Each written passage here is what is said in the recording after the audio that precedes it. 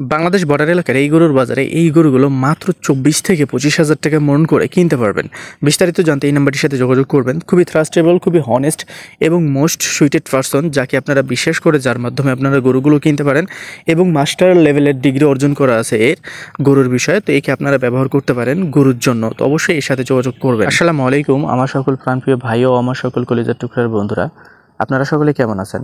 আশা করছি এবং হোপ রাখছি আপনারা সকলেই আলহামদুলিল্লাহ আল্লাহর রহমতে অনেক ভালো আছেন এবং সুস্থ আছেন। আর আমার ভিডিও দেখছেন যারা আমার ভালোবাসার মানুষ, আর যারা আমাকে ভালোবাসেন না তারাও আমার ভিডিও দেখছেন। তো সকলকে অনেক অনেক ধন্যবাদ এবং অনেক অনেক ভালোবাসা। তো আজকে আমরা যে বাজারটিতে অবস্থান করছি, বাজারটির নাম তত্ত্বপুর গরুর বাজার। চলমান থাকে সপ্তাহিতে 2 দিন, শনিবার এবং মঙ্গলবার দুপুর 2টা থেকে সন্ধ্যা 7টা পর্যন্ত।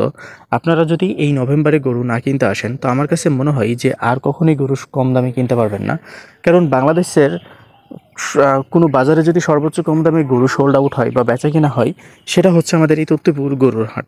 আর এই হাটের মধ্যে পাবেন প্রত্যেকটা ভেরিয়েন্টের গরু এবং প্রত্যেকটা ভেরিয়েন্টের গরু পাবেন খুবই রিজনেবল প্রাইসের মধ্যে। প্রত্যেকটি গরু কিন্তু মাংস থেকে কাটাই থেকে খামারি, প্রত্যেকটি গরু কিন্তু 25-26 হাজার টাকা মন করে আমাদের এই তত্ত্বপুর বাজারটিতে বিক্রি হচ্ছে।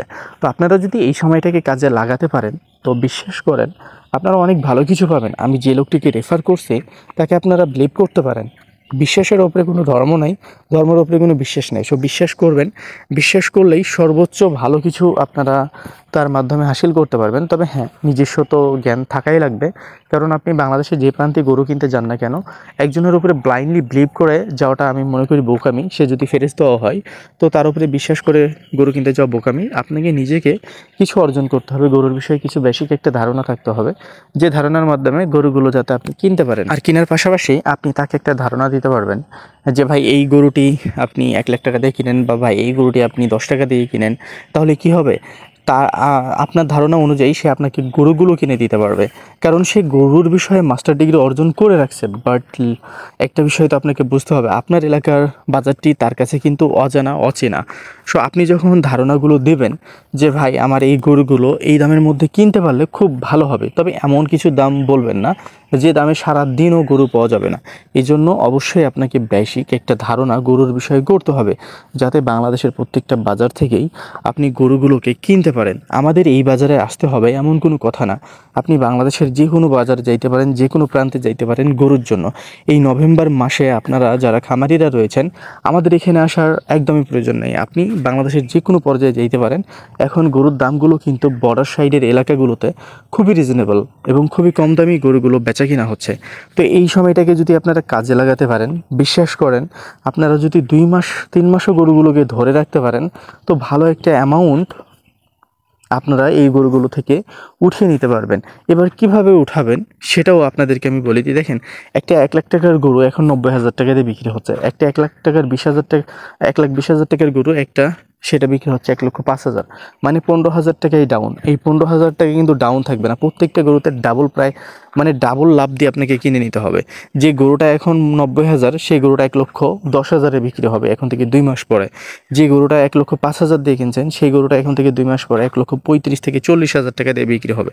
এগুলো আসলে বুঝতে হবে, ব্যবসার বেসিক নলেজ ধারণ করতে হবে, ব্যবসার সিজনাল জানতে হবে যে কোনটা সিজনাল ব্যবসা, কোনটা নন সিজনাল ব্যবসা, কোন সময় গরুর প্রাইসগুলো ডাউন থাকে। এই বিষয়গুলো ভাই আপনারা বুঝবেন। খালি গরু নিয়ে কাজ করলে হবে না। দেখা যাচ্ছে যে অনেকেই অনেকভাবেই বুঝায় আপনাদেরকে।